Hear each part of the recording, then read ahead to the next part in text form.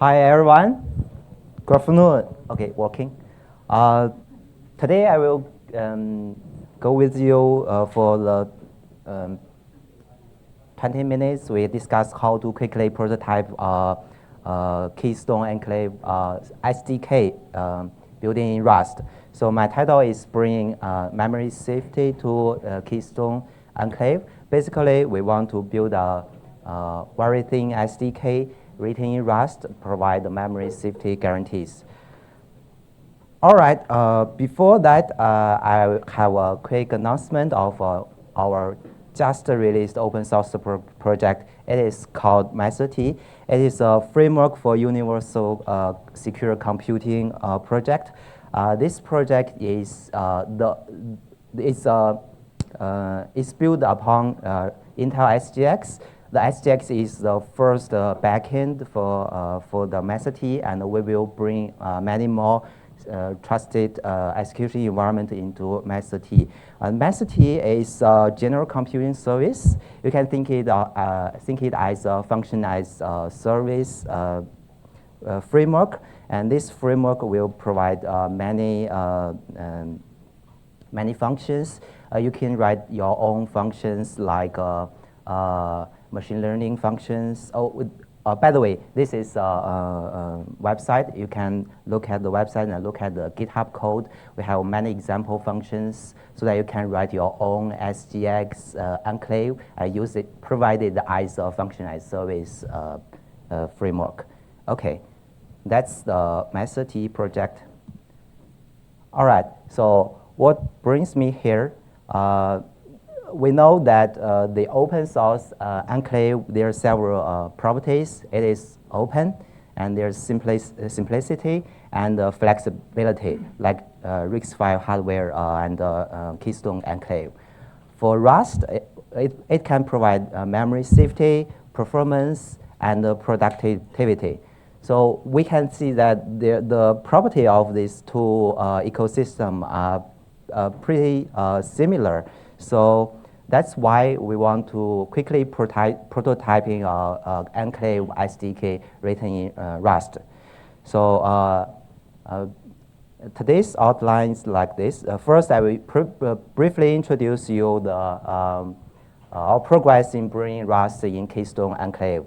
And secondly, because of our previous effort in SGX and Trust Zone OPTE, so we will discuss our recent effort in implementing safe global platform TE API on OPTE platform.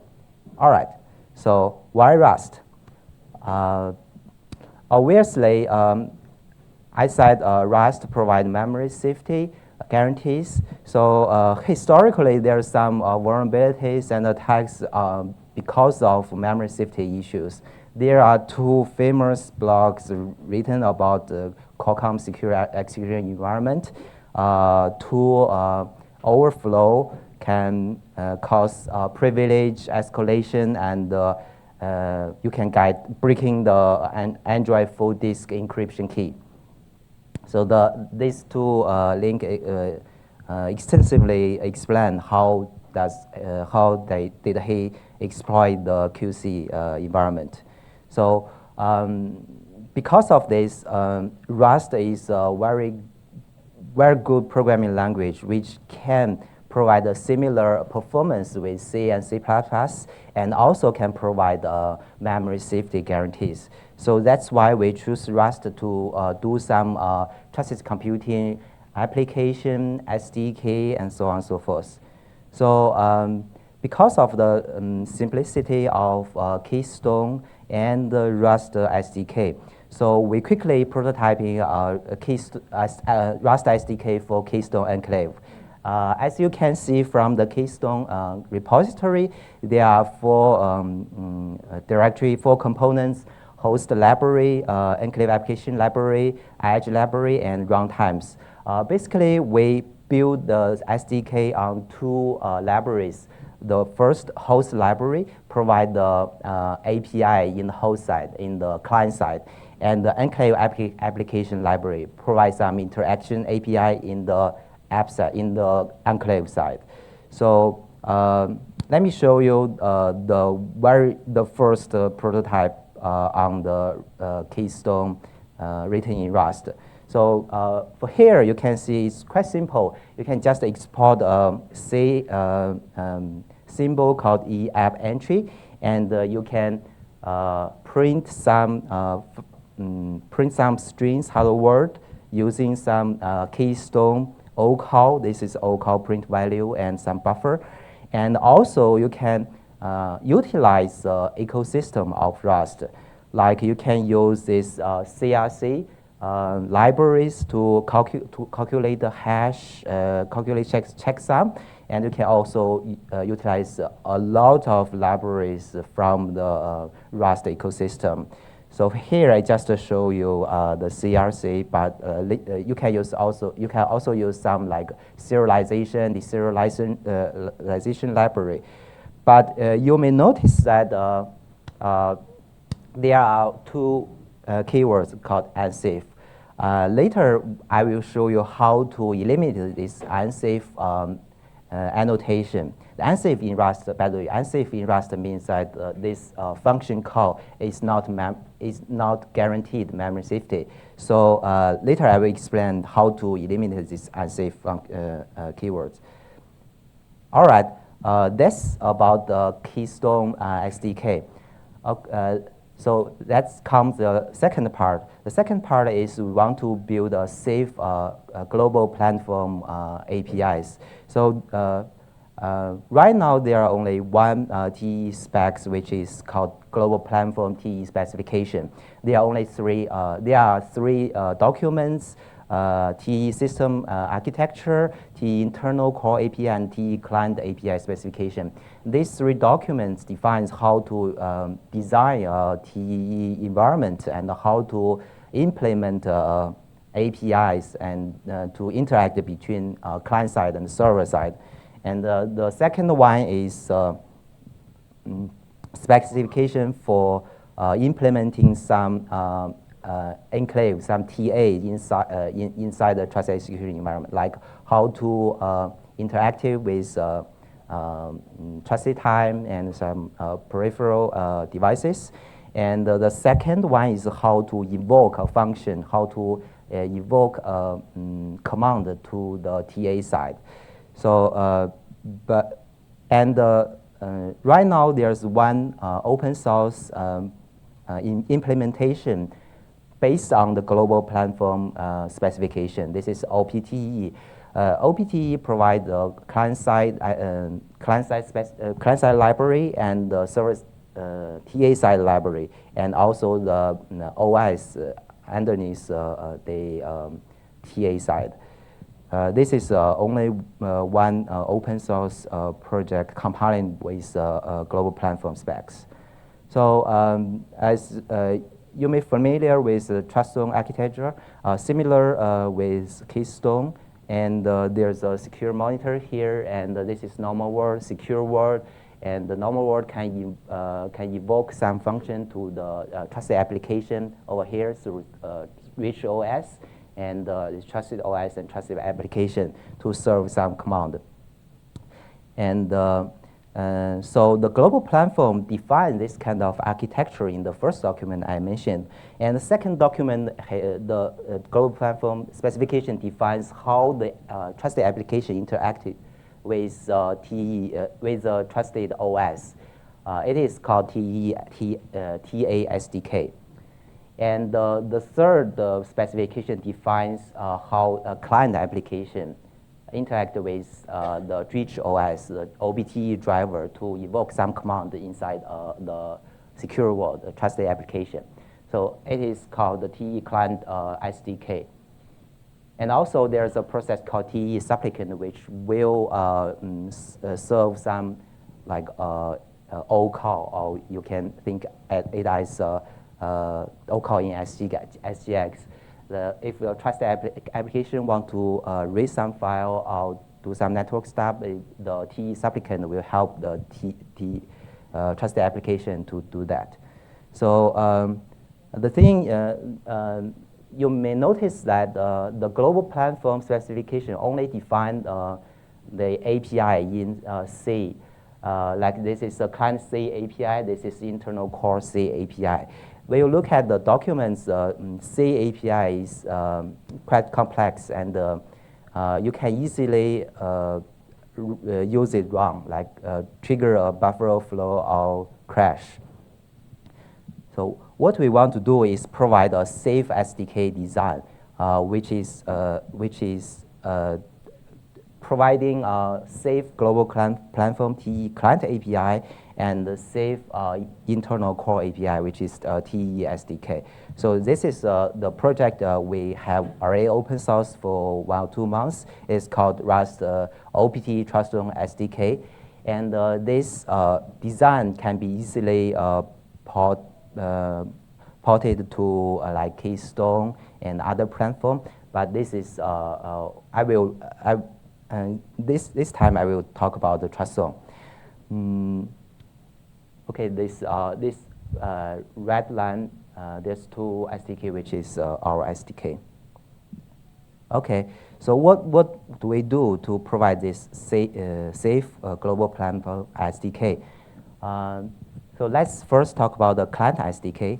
Client SDK is an SDK to define how the client side to evoke some function to trusted application.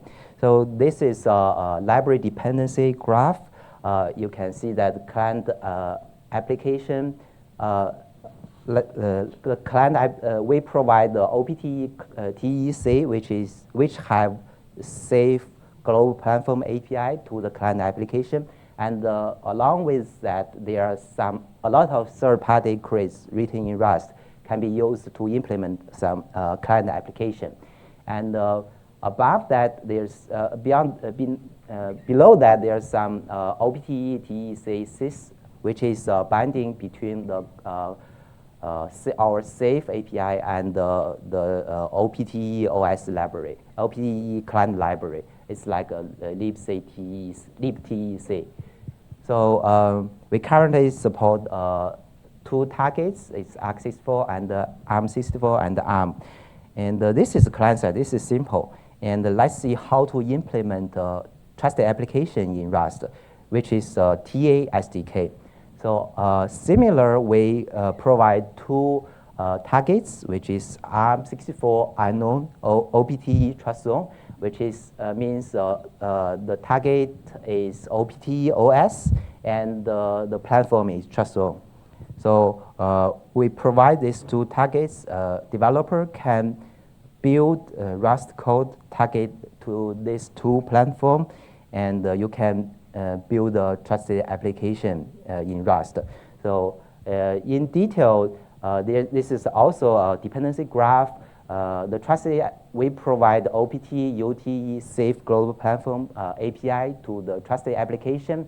And with that, there's a lot of third-party crates we can use inside the trusted application. So you can build some sophisticated trusted application. For example, you can do some machine learning stuff inside TA. And we have a lot of examples in the repository. You can check it out. And below that, there's some modification we have to do to the upstream, like a compiler built-in. We need to add some compiler built-in to the specific target, and we need to band libc with OPT modified libc, and we also need to modify Rust libstd so that we can provide these 2 targets. All right, this is the design of TA SDK. So let's see the project structure. And as I mentioned, there are 2 safe library, which is OPT TEC client-side library and the UT TA-side library. And also we need to, we don't have to modify the OPT OS, and we have to modify the Rust libc, and the compiler built-in.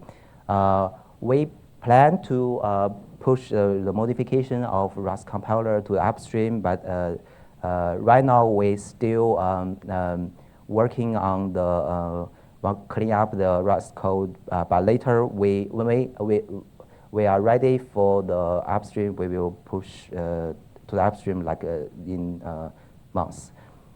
And we also provide some example like AES, HMIC one-time parser, random, secure storage, and third is serialization, deserialization library written in Rust. Okay, here's a screenshot of a simple demo to use SERD to do serialization and deserialization. So I skip that. How to build a safe global platform API? This is simple. This is the API you have to use to write client-side application and the TA-side application. For example, if you want to open a session, there's like a callback function in the TA side. And if you invoke function in the client side, there's a TA invoke entry point, which do the invoke function command.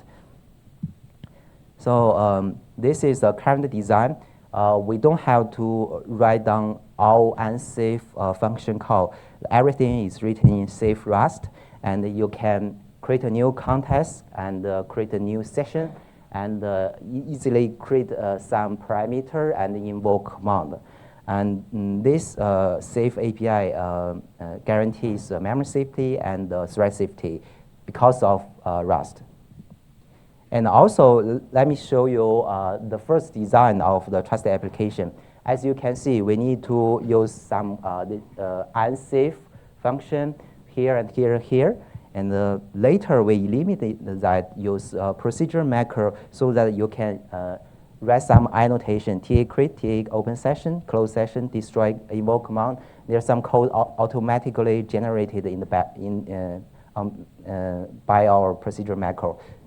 So you can easily write this file function, and the TA will automatically be triggered by OBDOS. Okay, this is an example how we use SERD to how we bring some third-party library inside the trusted the development of trusted application. Okay, there's some other example.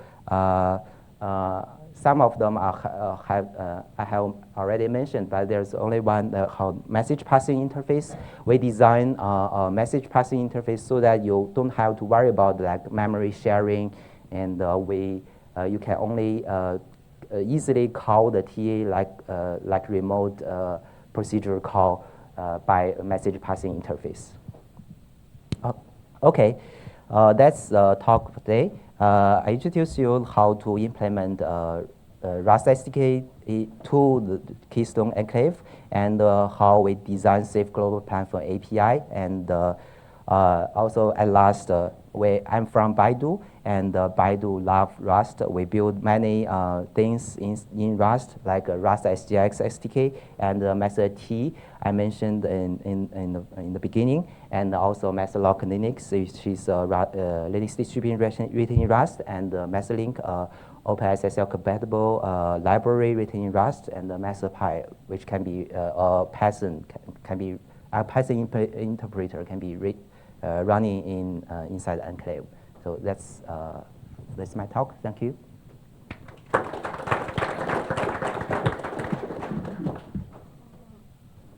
So we can take a couple of questions because we have like a couple of minutes.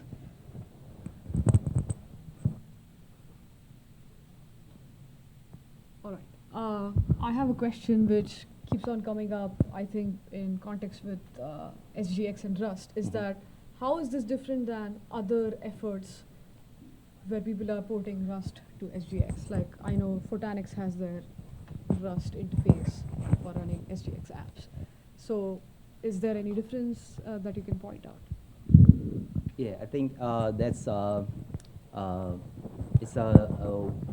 think it's a quite difficult question because Photanix guys sit here. In my perspective, there are two approaches to implement SGX SDK. Photanix takes an approach so that people can easily port application written in Rust to SGX. from my side, from our side, we focus on security. We force the developer to think about partition and think about the security. We don't want to we don't want you to easily port a application which could be vulnerable to SGX. So if you want to listen some details of the implementation, we can discuss later.